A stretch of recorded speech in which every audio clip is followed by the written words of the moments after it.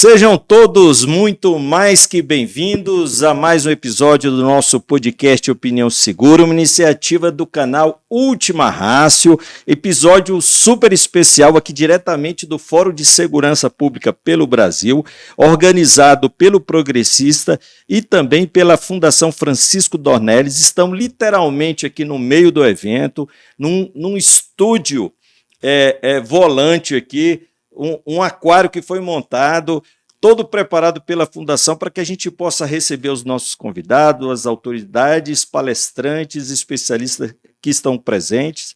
E quando a gente vem para uma feira como essa, né, num podcast meio que volante, a gente não agenda nenhuma entrevista, porque a gente sabe que os melhores estarão aqui. E aqui, preparando aqui o estúdio, aqui recebo a visita do nosso querido amigo, de longa data e a quem a gente tem uma admiração muito grande, né? Nosso querido amigo Coronel Marcelo Hipólito, que inclusive vai poder falar aqui da sua caminhada. É uma honra, comandante, ter aqui no nosso podcast. Honra estar aqui também. Muito obrigado. Já tem um tempo que eu venho perseguindo e querendo entrevistá-lo, mas as agendas nunca bateram, e sobretudo por uma clássica obra e uma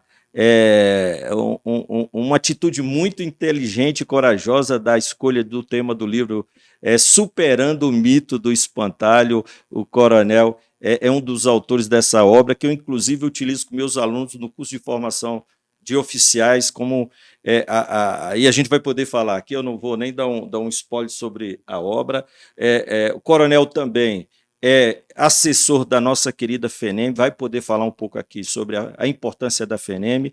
E, comandante, eu já começo perguntando para o senhor, né? O senhor foi para a reserva quando? Foi em maio de 2020. Maio de 2020. Mas continuamos ainda no front, né? Não, sim, é o que eu percebo, né? Foi para a reserva, nem tanto. Depois de 35 anos de serviço, né? Uma carreira que eu digo foi um sonho. Eu digo assim, não conquistei aquilo que queria, mas cheguei muito além do que imaginava, em termos principalmente de experiência profissional.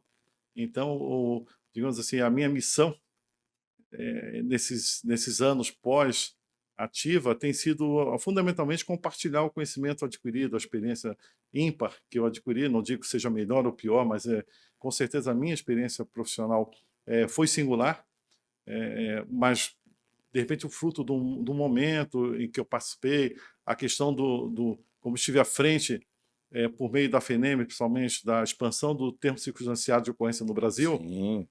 Então me deu muitas oportunidades de viajar o Brasil afora e ver como uma entidade de classe, ciosa de suas potencialidades, suas capacidades, de sua capilaridade no Brasil, de sua importância, contribui tanto para a segurança pública no Brasil, de um pequeno elemento que é justamente o tempo circunstanciado de ocorrência, né? Hoje presente em cerca de 20 polícias militares no Brasil, né? Lá, quando começamos a brigar, eram somente 3 polícias militares, era Paraná e Rio Grande do Sul, né? Então, hoje aí temos, inclusive, o Distrito Federal também é um dos estados que lavra o TCA. Hoje, poucos estados não lavram no Brasil, né? O nome de guerra do senhor é Coronel Martínez, né? Martínez, isso. Marcelo Hipólito Martínez. Não, Marcelo Martínez Hipólito. O nome de guerra do senhor é Martínez. Não, e até interessante, porque no Brasil, a questão cultural, o nome de família Martínez, né? o nome de família é o último nome. Mas eu tenho a descendência espanhola, parte de mãe, e na Espanha, em geral nos países hispânicos, o nome de família é o primeiro sobrenome. Exato. Então, quando eu chego na Espanha, naturalmente, acabam me chamando de Martínez. Justamente eu tenho laços fortes com a Guarda Civil da Espanha. Fiz o curso de Polícia Judicial na Guarda Civil da Espanha em 2018. Tenho um carinho muito especial. Guarda Civil, mas é militar. É uma gendarmerie, né? Aqueles dizem que é Estatuto Militar, né? Exato. É uma polícia muito admirada do mundo afora, uma referência, né? No mundo afora. E felizmente, é uma polícia de estatuto militar que tem aberto muito as portas para as polícias brasileiras. Só a Polícia Militar de Santa Catarina deve ter enviado cerca já de 50 oficiais fazendo cursos lá na Guarda Civil das Portas, de inteligência, de polícia judicial, não polícia judicial militar, polícia judicial porque lá é uma polícia civil completa, né? Sim. Eles fazem a polícia ostensiva e também a polícia judiciária, que para eles é uma função, né? e também na área de explosivos, na área de equitação, e eles são uma polícia, em geral, é o que caracteriza as polícias europeias, são muito abertos para o mundo, né? Nós, Brasil, somos muito fechados, né? Nossa abertura para outras polícias. O bombeiro se abriu é, o bombeiro se abriu antes para o mundo, ele evoluiu muito, né, nesse aspecto. O Brasil ainda está caminhando, tateando aí nesse aspecto. Nós temos os Carabineiros do Chile, que também tem uma cultura muito forte de oferecer cursos, inclusive chegou a pagar bolsa para brasileiros que façam curso lá. O Carabineiros é uma polícia também de si completo, estatuto militar, e às vezes tem anos que não tem brasileiros candidatos a fazer curso lá que ainda ganham bolsa de estudos. Além de ser de graça, ainda ganham bolsa de estudos, né? Eu sou suspeito para dizer, porque eu tive um grande apoio da minha instituição quando eu fui fazer meu mestrado e meu doutorado fora do Brasil, na Universidade de Coimbra. À época, nós estávamos no projeto do Coronel também Nunes, no Instituto Superior de Ciências Policiais, e obviamente precisavam de mestres e doutores. À época, nós só tínhamos um doutor médico, né? Legal. E aí a PM investiu, eu fui fazer meu mestrado, meu doutorado, e percebi a importância que é as corporações policiais cederem os seus, investirem na educação, né, dos seus integrantes. E a gente tem inúmeros exemplos de policiais militares aqui do DF também que foram para diferentes países para poder se aperfeiçoar e trazer, né? Sim. Coronel Martins, pela fala do senhor inicial, eu percebi que o senhor saiu da polícia, mas a polícia não saiu do senhor. Não, já sobretudo por esse trabalho incansável na FENEM e também como doutrinador na área de ciência policial, com essa obra fantástica, né, que é Superando o Mito do Espantalho, que a gente vai poder falar um pouco dessa obra. Mas o senhor tocou num assunto que é muito importante, a gente está num fórum de segurança pública, debatendo segurança pública, e a gente sabe que a questão do TCO, a discussão do ciclo completo de polícia é muito importante, né? Sobretudo porque a gente percebe que a situação do Brasil, de fato, é algo isolado no mundo, né? Eu acompanho o Coronel Nunes, a gente percebe que essas questões, essas discussões, que obviamente, às vezes, elas são mais corporativistas, ninguém quer perder espaço de poder, e é até compreensível essa questão, mas a gente sabe que o debate ele precisa ser encarado de frente, a gente não pode jogar sujeira para debaixo do tapete, porque a gente está vivendo, né, embora os índices criminais brasileiros caíram sobremaneira, mas a gente ainda tem índices muito elevados e a gente precisa entregar resposta para a sociedade. E o cidadão, quando chama a polícia, ele não quer saber se é militar, se é civil, se é guarda municipal, ele quer um atendimento. E, às vezes, o que a gente percebe é que o PM chega, ele não pode atender porque está fora do raio de atuação, encaminha para uma delegacia de polícia, às vezes a própria delegacia fala que também não é papel dela, é papel do Poder Judiciário, e o cidadão ele fica de um lado para o outro, e às vezes até a vítima é revitimizada sendo apresentada para várias autoridades, né? E eu então gostaria de explorar um pouquinho mais esse lado da visão do senhor sobre essa questão do ciclo completo de polícia. Estamos à vontade, fique à vontade, por favor. Realmente, nós temos esse sistema único no mundo, né? Não só em termos que afete a polícia militar, mas também que afete a polícia civil. Nós não temos no mundo experiência de polícia exclusiva de investigação que trabalhe com competência residual. Em geral, não. Todas as polícias de competência tão somente de investigação, de função de investigação, que alguns podem... Estou falando de investigação no sentido mais amplo, não só de polícia judiciária. Elas geralmente são especializadas, né? Como nós temos a polícia judiciária, que é o único país que eu conheço que tem uma polícia chamada Polícia Judiciária, é Portugal, né? Isso. E aí eles dividem, por outro lado, com a PSP, que é de Estatuto Civil, e a GNR de Estatuto Militar. E eu, justamente, lá, o curso que eu fiz na Guarda Civil, chego um dia na sala de aula, está um oficial da PSP e um oficial da GNR reclamando que as guarnições deles têm que ficar esperando 2, 3 horas, chegar lá um oficial da Polícia Judiciária que não conhece o terreno, não tem a ramificação, não tem as informações para fazer uma investigação. Quando todos eles, em geral, eles estão na rua, têm esses elementos. Então, eu vi ali a disfuncionalidade que já é lá, porque tanto a PSP como a GNR têm competência geral para todos os crimes, mas alguns crimes não. Os crimes mais gravosos. Mais graves, digamos assim, né? Como o tráfico internacional, homicídio, que lá não é raro o homicídio, né? Por isso que eu digo sempre assim, Santa Catarina, nominalmente muitas vezes não é, porque São Paulo, mas o número de mortes não identificadas em São Paulo é tão significativo que acaba afetando a estatística lá, por causas não determinadas, né? Então, eu diria que Santa Catarina hoje é o estado com os melhores índices no quesito homicídios. Porém, eu estava lecionando no curso de Comando Estadual no Maranhão, e Maranhão, se não me engano, está com cerca de 26, 27 homicídios por 100 mil habitantes. E eu falava para ele, olha, eu venho do estado com os melhores índices do Brasil, né? Aí você falou, pô, Maranhão tem 3 vezes pior do que Santa Catarina. Vamos arredondar, 24, 8, 3 vezes 8, 24. 3 vezes. Mas se eu chegar a falar com espanhol, Santa Catarina é 8 vezes pior do que a Espanha, que é menos de 1. Em 2017, em Portugal, se eu não me Portugal engano, menos ainda. foram 56 homicídios. Isso. Portugal inteiro. E no Brasil foi mais de 60 mil. E justamente a dificuldade que a gente tem do ciclo, primeiro é esse, de ter uma polícia investigativa que tenha competência individual. Ou seja, qualquer crimezinho, isso serve para a Polícia Federal também, tá? A Polícia Federal que se fala que tem grandes índices e tal, tá, mas eu quero ver assim. Imaginem, todos os campos de todas as universidades, de todos os institutos federais, qualquer crime contra o patrimônio da instituição é de competência federal. Começa por aí.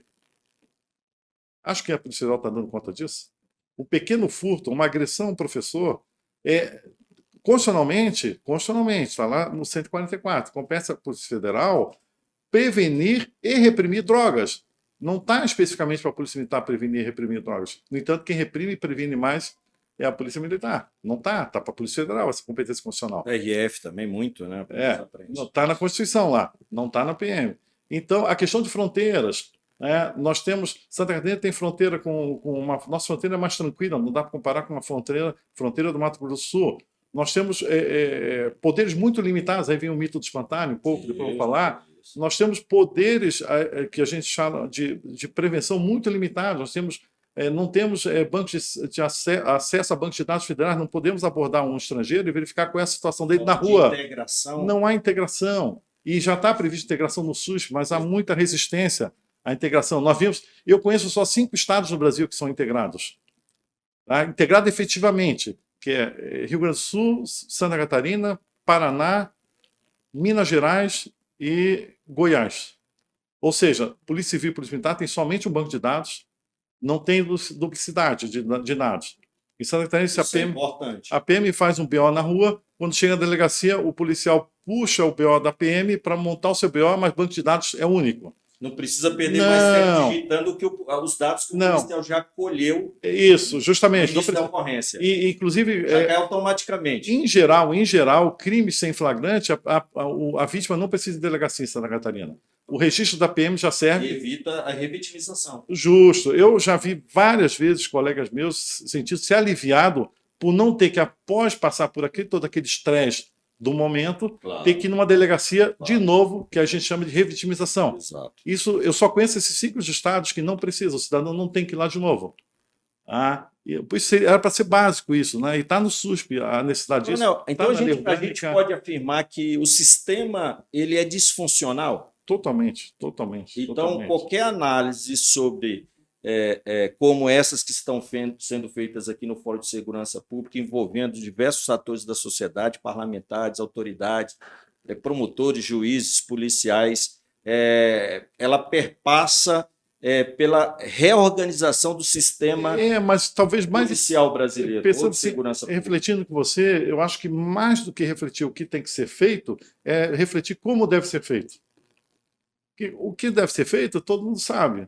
É a integração, mas como fazer? Como enfrentar essas barreiras? Corporativas, principalmente. Né? Politiqueiras. Nós vimos agora esse embate que está. Veja assim, eu converso muito, principalmente com polícias europeias, que o nosso modelo é mais europeu, tem mais a ver com a Europa. Os Estados Unidos é uma loucura, para quem não sabe. Quando alguém fala assim, que o modelo americano, pessoal, modelo americano... Quando eu escrevi o meu livro, a estimativa que eu achei mais aceitável lá era de 18 mil agências policiais. Só o governo federal, em 2012, que eu escrevi esse livro, ele ainda é atual em muitos aspectos, quase todos, né? Que em geral, não só no Brasil, mas no mundo todo, os sistemas policiais, por um lado não é ruim, eles são difíceis de mudar, ele protege para não ficar cada governo faz um sistema policial diferente, né? Tem um lado bom também. Só o governo federal tinha 67 polícias, Estados Unidos só. Já cito agora, FBI, o Correio norte-americano tem sua polícia, a CIA tem a sua polícia, porque por isso que eles chamam Law Enforcement Agency. Lá cada um quer uma polícia para chamar de sua. Isso, a Fazenda, por exemplo. E começa a ter eu não sei aqui no Brasil. Isso, o DF é meio diferente do Brasil, né? Mas vou falar assim, ó, na época, hoje não, hoje o fiscal da Fazenda fiscaliza as empresas na casa dele, né? Online. Mas quando fazia o blitz e tal, a Receita Estadual chamava a PM para dar o suporte, para apoiar. Lá nos Estados Unidos não tem essa. A Receita Federal, a Receita Estadual, tem o seu grupo tático. Então, a concepção deles de polícia é muito mais ampla que a nossa. Eles têm polícias lá. A média de tamanho da polícia norte-americana são de 200 integrantes. Eles têm muitas polícias com 5, 6, como a Europa também, polícias locais, né? Exato, polícias locais. Então, na verdade, reafirmando o que eu falo, o mais importante não é indicar o que deve ser feito, mas indicar como deve ser feito. Entende, Luciano? Como avançar. E além dessa questão, tem aí uma discussão que está muito em alta, que é a questão das guardas municipais, né? Que é uma outra questão que eu acho que precisa ser enfrentado, né? Com coragem, com altivez, tendo sempre por foco a segurança da sociedade de maneira geral, né? Como é que o senhor enxerga essa questão das guardas municipais? Vamos falar primeiro de contexto prático. Na prática, as guardas municipais estão concorrendo com as PMs. Estão concorrendo. Nós vemos já casos em Santa Catarina e outros estados, eu acho que São Paulo, em um tempo, de guarda e PM brigando por preso. Lógico, está lá no Estatuto da Guarda, 13.022 de 2014, se não me engano, dizendo que apresentando os órgãos constitucionalmente definidos, tem que apresentar, tem que entregar. Mas você sabe que lá no front, às vezes, não é isso, porque cada um busca mais protagonismo. Nós temos exemplo, por exemplo, a Itália, que tem duas polícias, que é a Polícia de Estado e a Carabinieri. Sim. Eles têm sobreposição territorial. Eu fui numa cidade, na Itália, ano retrasado, chama Cortina d'Ampezzo. Vocês já ouviram falar? É uma cidade top lá, pequena, 5 mil habitantes, 6 mil, mas ela é top, assim, tipo St. Moritz, porque lá inclusive foi feita a Olimpíada de Inverno. Passei rápido, não fiquei muito tempo lá. Fiquei mais próximo, uma cidade mais distante, um pouquinho. Norte da Itália, extremo norte da Itália. Lá eu vi 3 polícias numa cidade com 5 mil habitantes. Eu vi a Guarda de Finança, eu vi a Polícia Local e eu vi a Polícia de Estado. Eu não vi a Carabinieri, mas eu vi o quartel da Carabinieri da cidade. Não estava ali o Carabinieri. Fez uma cidade com 5 mil habitantes, tem 4 polícias. A Polícia de Estado é civil, né? É civil. Com ciclo completo. Isso, todos com ciclo completo. A Guarda de Finança, que não, mas especializada na área de finanças, né? Eles fiscalizam lojas, mas uniformizado. São militares também. Por que não dá briga? Porque lá o dono da investigação é o Ministério Público. Por que há sobreposição territorial e de competências? Por que não dá? Porque quem define, mesmo nos países como França, como Espanha, em que as competências de polícia judiciária são nacionais, porém administrativamente elas são definidas. Espanha, França, Portugal, as grandes cidades, as polícias de estatuto civil, as pequenas cidades, em geral, as polícias de estatuto militar. A grosso modo isso, mas não é bem isso, sempre não há um modelo igual. Mas em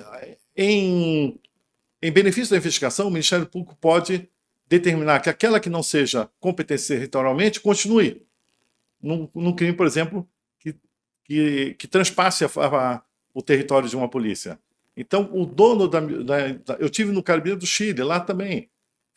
Conversei lá com o pessoal da inteligência do Carabineiro, da investigação, um pequeno grupo, geralmente de 5% só, tá? Na Espanha, são 6% só do pessoal destinado só para investigação. Veja o percentual, e no Brasil é de 20% a 25%. Eles já tratam direto com o Ministério Público. Não passa para o seu comandante. Eu estive na Gendarmeria, na cidade de Lille, numa companhia da Gendarmeria. Aí chegou lá e conversei com o sargento, comandante da unidade de polícia judiciária. Aí eu perguntei para ele, conversando em inglês com ele, quem é o chefe dele. Ele falou, não, meu chefe é o Ministério Público, da investigação.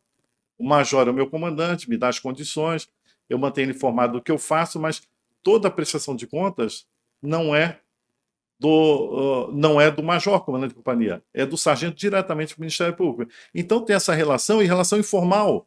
Não é como no Brasil também, que é outro problema, que ela é absolutamente formal. Né? O delegado do inquérito faz juntada, faz remessa. Não, lá é coisa bem informal. Só vão juntando papel, encaminha, não tem formalidade nas investigações. Então, justamente esses desafios são longos de a gente quebrar, mas como quebrar? Mais do que joga uma proposta maravilhosa no Congresso, mas ela está aí, o governo se batendo cabeça com uma PEC, justamente porque não vê como aprovar a PEC, porque a PEC pode ser muito boa na visão do ministro, mas tenho certeza que ela não deu entrada ainda, porque eles não viram ainda condições políticas para que ela tramitar. E aí o que eu vejo, o problema não é a Guarda Municipal virar polícia, mas é não ter mecanismos que possam evitar atritos. Então vai entrar mais uma polícia para gerar um atrito num sistema disfuncional. Vai se tornar mais ainda disfuncional. Porque, sejamos francos, as guardas não vão, em geral, não estão para hoje, as guardas estão usando fuzil, tem grupo tático. Lá em Balneário teve guarda municipal que fazia descida de rapel. Entende? Então, nós vamos tornar o sistema muito mais disfuncional. Esse é o desafio. Tá, a guarda pode ser polícia, não tem problema. Os Estados Unidos têm 18 mil agentes policiais e é menos disfuncional do que o Brasil, com suas pouco menos de 60, né? Bota aí 27 PMs, 27 polícias civis, 54, 56 nós temos. Aí bota aí mais 1.000 e poucas guardas municipais, um sistema que já com 56 já é caótico, imagina botar mais 1.000 nesse sistema. Coronel, e o que o senhor pode falar, até para as pessoas que estão nos acompanhando, falar um pouco sobre a FENEM, qual é o papel da FENEM, qual é a entrega da FENEM, sobretudo, como o senhor mencionou, né? Vários projetos de lei que interessam as polícias militares, a PEC da segurança pública, diversas decisões judiciais polêmicas, né? Qual é o campo de atuação da FENEM?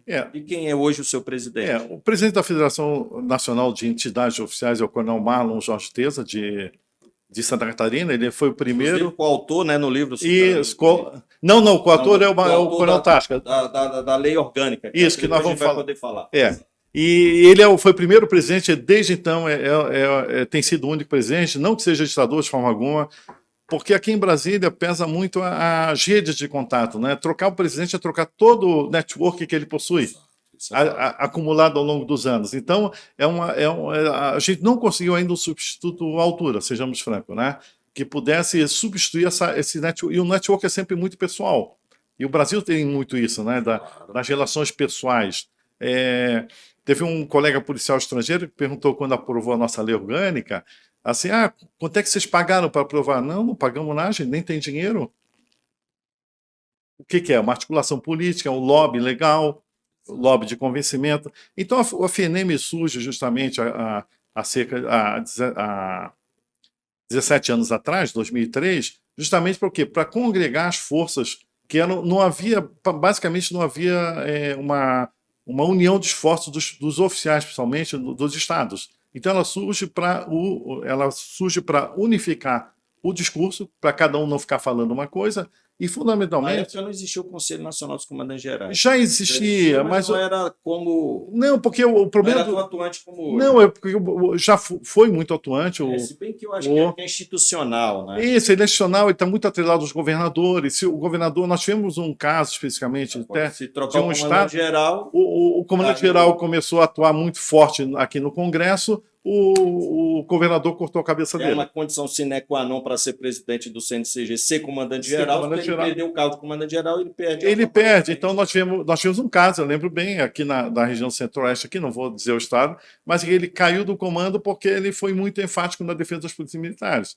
E a FENEM não tem isso. Veja, o coronel Marlon há 15 anos já. Ele é eleito pelas associações de oficiais, pelos clubes de oficiais. Então, unificar. E por quê? O Brasil, na verdade, Luciano, é uma falsa federação. Tudo se decide aqui em Brasília. Então, nós não podemos ficar assistir as coisas acontecendo em Brasília em relação às polícias militares, em especial, e os bombeiros, porque já desde 88 compete privativamente à União legislar sobre diversos aspectos das polícias militares. Nós já tínhamos, então, o 667, agora temos a 14.751, vamos falar. Então nós tínhamos que, de alguma forma, interferir aqui no Congresso. E nós tínhamos uma outra batalha, que era também, que tem sido nossa. Então, primeiro, a política junto não só ao Congresso Nacional, mas aos poderes aqui em Brasília, e dentro dos poderes se inclui também o Judicial, o Supremo Tribunal Federal, principalmente, né? Para as questões constitucionais da Polícia Militar. Então, a FNEM é criada justamente para atuar, para dar uma estabilidade, porque, infelizmente, no Brasil, nós não temos um órgão que coordene, que articule as polícias militares. No passado, nós tínhamos o Exército que fazia esse trabalho. Mas, a partir de 88, o Exército se afasta, em que pese a GPM continue, com as suas visitas, inspeções, mas o Exército sai dessa articulação das polícias militares. Quando eu ia em qualquer estado, eu sabia o que significava CFAP, CFO. E a gente começa a ver, ao longo dos anos, as polícias militares se descaracterizarem na sua formação, misturando formações. É interessante que a Polícia Civil, eles unificaram justamente a uniformização das viaturas, né? Exatamente. E nós polícias militares, nós temos muita dificuldade, justamente a lei federal procura respeitar, justamente por isso que na Constituição Federal a competência para normas gerais, para que haja um espaço regional. Claro, até por conta do Pacto Federativo. Justo, tem que haver um espaço. Mas aí foi bom você falar de Pacto Federativo. Interessante no Brasil que eu só ouço falar em Pacto Federativo na segurança. Eu não ouço falar na educação, eu não ouço falar na saúde, eu não ouço falar nas finanças. O Estado pode fazer o que quiser na área de finanças públicas? No Estado? Não. Ele tem que ter aval do CONFAS. A educação pode fazer o que quiser? Não, ela tem que seguir diretrizes federais. A saúde pode fazer qualquer coisa? Não, ela tem diretrizes federais, inclusive para receber recursos. Lógico, quando você tem míseros 1, 2 bilhões de reais, quando o orçamento do Ministério da Justiça é menor do que o da PM de São Paulo, aí fica difícil fazer políticas públicas a partir de Brasília, ou diretrizes públicas. Entende? Então, assim... a PMDF com saúde gasta meio bi por ano. Entende? Então, os valores são irrisórios ainda para a segurança. Segurança pública não tem sido prioridade de governos. Não tem sido prioridade. Prioridade do discurso de governos. Não falo de um governo. Então, se não tem prioridade, primeiro é estabelecer prioridade. E não dá para se pensar em estabelecer prioridade se não tiver dinheiro. Realmente, confesso que o que eu vi nesses anos de FNEM, eu estou desde capitão na FNEM, o primeiro governo Lula teve bastante orçamento. Teve, bastante. Investiram muito. Teve aquele auxílio educação, né, que dava o pessoal que fazia curso, ganhava gratificação, porque os prêmios ganhavam muito mal, mas eu creio que no Brasil, em geral, melhorou muito a remuneração das polícias militares no Brasil, melhoraram muito. A PMDF deu uma freada, né? Deu uma freada significativa, não é pequena, né? Mas outras avançaram, muitas outras, tanto que hoje polícias militares como o Amazonas pagam muito bem, pagam melhor do que Santa Catarina. Tem o GO, né? Que Isso, o GO. Poucas polícias hoje pode dizer que ganham muito mal, poucas mesmo. A gente acompanha o cenário nacional e não adianta, às vezes o pessoal, PEC 300. Acho que só foi a PMDF que andou para trás. Isso, a PEC 300, não vai, pessoal, assim, cada estado só pode pagar de acordo com a sua capacidade. A arrecadação estadual não tem como aqui de Brasília estabelecer salário lá na ponta, né? Nós já tivemos dificuldade na estabelecimento de alíquotas, né? Exato. Então, voltando à questão da guarda, essa é a questão do problema da disfuncionalidade do sistema. Então, vir mais uma polícia, se ela viesse, como eu vejo, por exemplo, na Europa. Na Europa tem polícias locais, elas surgiram mais recentemente. Lá, a polícia local não tem telefone de emergência. Aqui nós temos, a primeira coisa que as guardas municipais fizeram foi criar o 153, número de emergência. Lá não tem, lá é um número geral. Por quê? Eles não atendem emergência, eles lidam basicamente com infrações administrativas, as polícias locais. Em alguns países, pequenos delitos.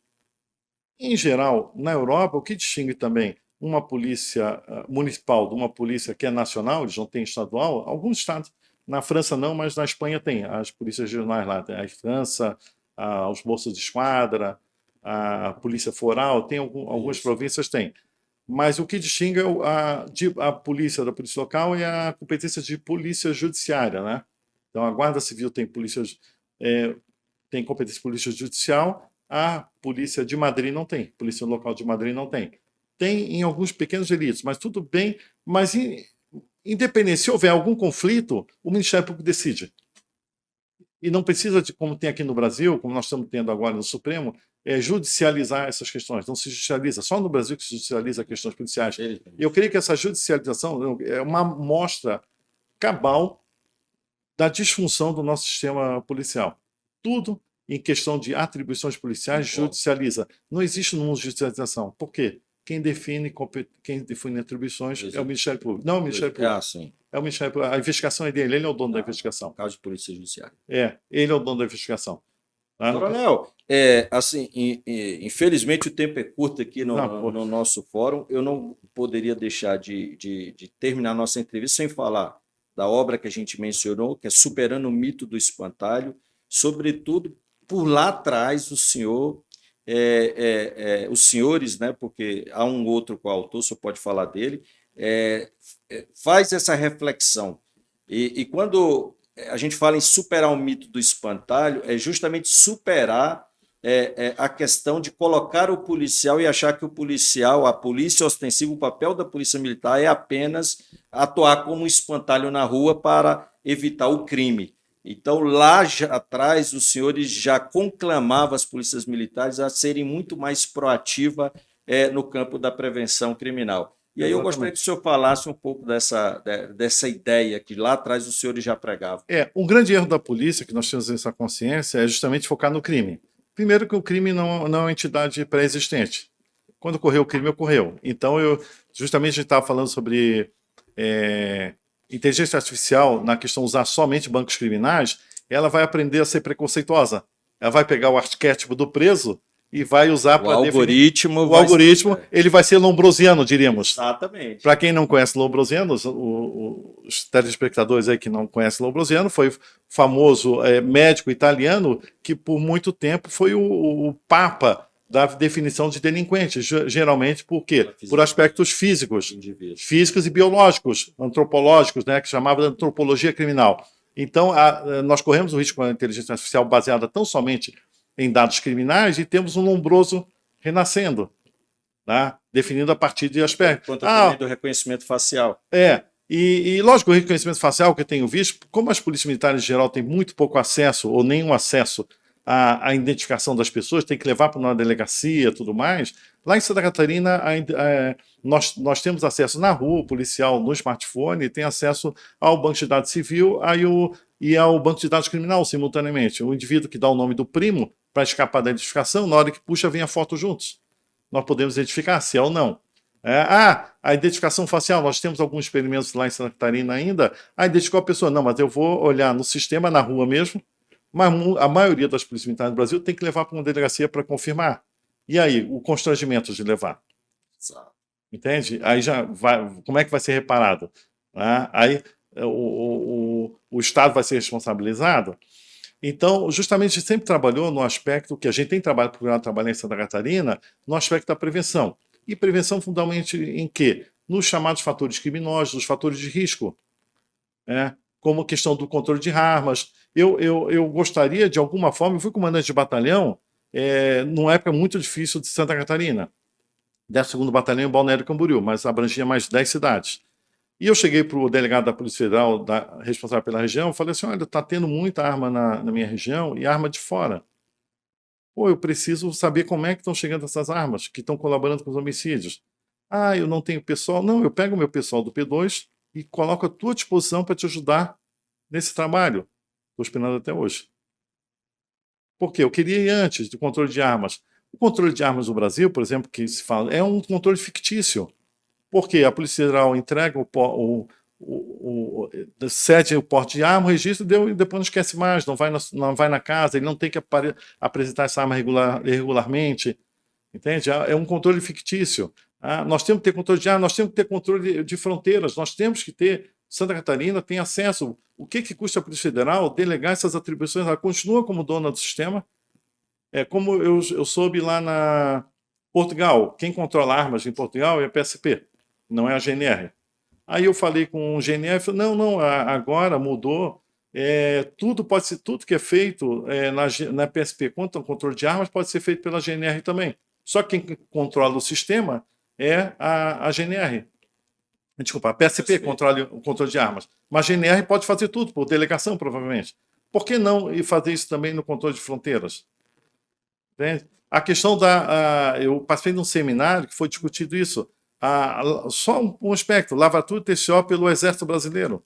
Fica lá nas fronteiras. Por que o Exército fica nas fronteiras? Só ele tem logística para poder ficar... O pessoal brasileiro, em geral, não tem noção do que é a floresta amazônica. E a fronteira amazônica com Bolívia, com Venezuela.